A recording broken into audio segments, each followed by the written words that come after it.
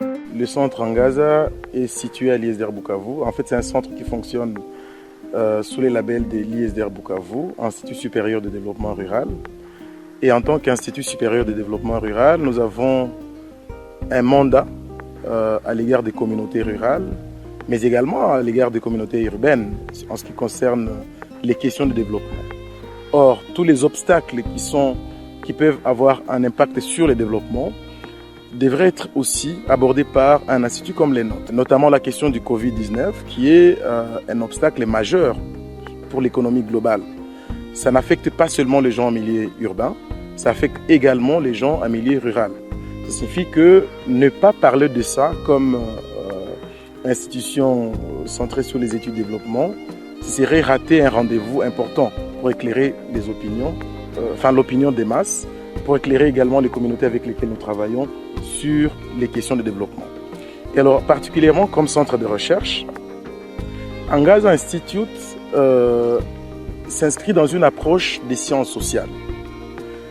Et vous savez que les sciences sociales sont essentiellement basées sur les interactions sociales.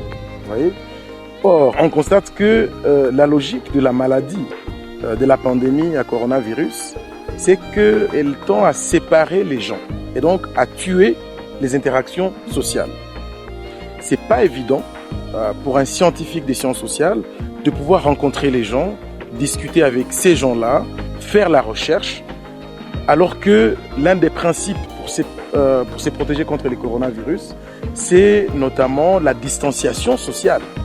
Comment expliquez-vous que vous débarquiez dans un milieu rural ou même dans un milieu urbain, faire de la recherche alors qu'on vous demande de ne pas approcher les gens, de ne pas serrer la main aux gens, vous voyez, de ne pas vous embrasser.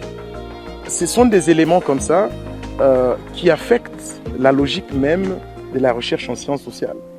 Et donc, on devait, en tant que un centre intéressé à la question de la gouvernance, à la question du développement, à la question des conflits, et qui, en particulier, traite avec les communautés, avec les acteurs, eh bien, il fallait qu'on puisse nous poser des questions, donner notre propre analyse en tant que chercheurs. Comme ça, il ne faut pas en fait que ce soit seulement les politiciens, que ce soit seulement les médecins, que ce soit seulement les juristes, etc., qui se prononcent sur la question du Covid.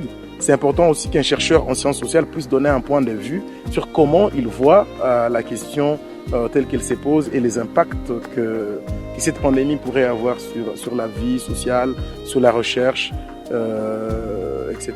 Voilà.